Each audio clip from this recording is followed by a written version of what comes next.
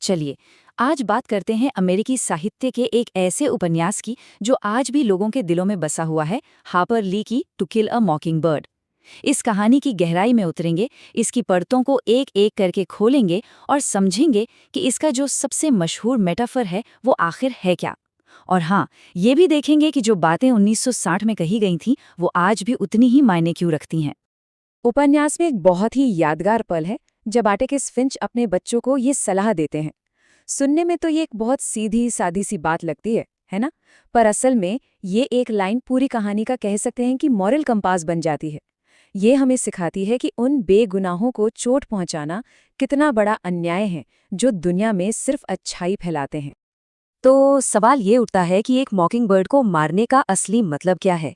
इस मेटाफर के पीछे का गहरा राज क्या है? चलिए, जैसे जैसे हम हार्पर ली की इस दुनिया में आगे बढ़ेंगे, हम पता लगाएंगे कि कौन है वो किरदार जो इन मॉकिंगबर्ड्स की तरह है और कैसे हमारा समाज कभी-कभी उनकी आवाज को खामोश कर देता है। इस कहानी को समझने के लिए सबसे पहले हमें उस जगह को समझना होगा जहां ये सब कुछ हुआ। तो चलिए, चलते हैं 1930 के दशक के मेकॉम्ब, अलाबामा, एक छोटा सा धूल भरा शहर। मेकॉम्ब, ये एक काल्पनिक दक्षिणी शहर है। उस समय ग्रेट डिप्रेशन का दौर था, तो आर्थिक तंगी तो थी ही, लेकिन जानते हैं, गरीबी से भी कहीं ज्यादा गहरा था वहां का सामाजिक माहौल। ये एक ऐसी दुनिया थी जहां एक तरफ तो बचपन की मासूमियत थी और दूसरी तरफ समाज में बहुत गहरे तक घुसा हुआ नस्लीय भेदभाव और अन्याय की कड़वी सच्चाई। और इस कहानी को हम देखते हैं फिंच परिवार की नजरों से। सबसे पहले है स्काउट, हमारी छोटी सी, बहुत ही जिज्ञासु और मुंहफट नरेटर। फिर है उसका बड़ा भाई जिम, जो धीरे धीरे दुनिया की सच्चाइयों से रूबरू होता है। और फिर आते हैं उनके पिता एटिकस फिंच, एक ऐसा इंसान जो ईमानदारी और इंसाफ का जीता जागता प्रतीक है। अब चलिए कहानी के बिल्कुल दिल में उतरते हैं।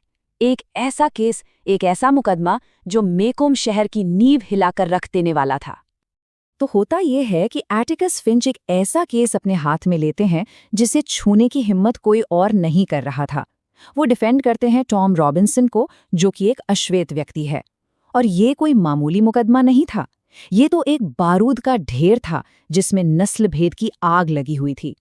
ये केस एक ऐसे समाज का आईना था जहां इंसाफ चमड़ी का रंग देखकर किया जाता था।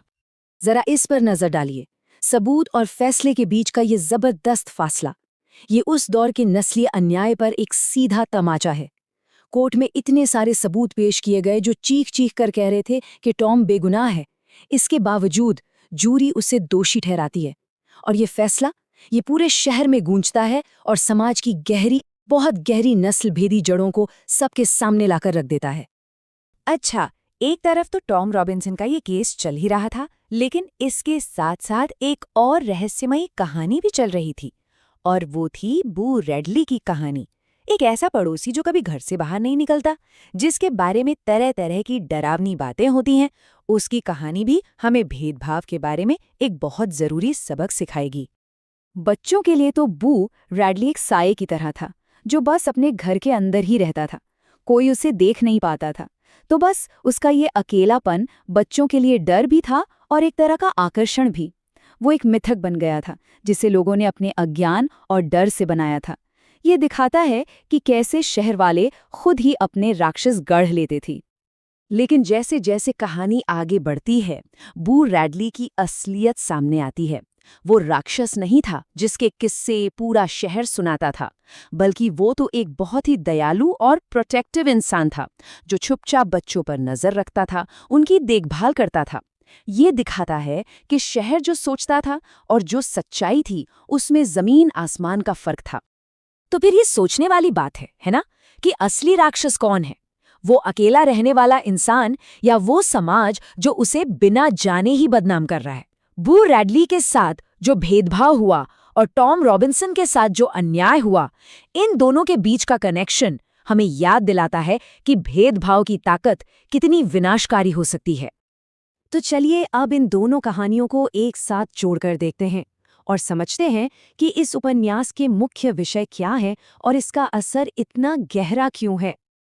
तो ये हैं इस कहानी के दो मॉकिंग बर्ड्स, टॉम रॉबिन्सन और बू रैडली।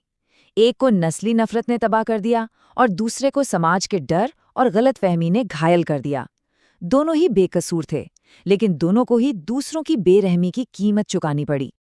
और यही सारी चीजें हैं जो टू किल अ मॉकिंगबर्ड को इतना पावरफुल बनाती हैं।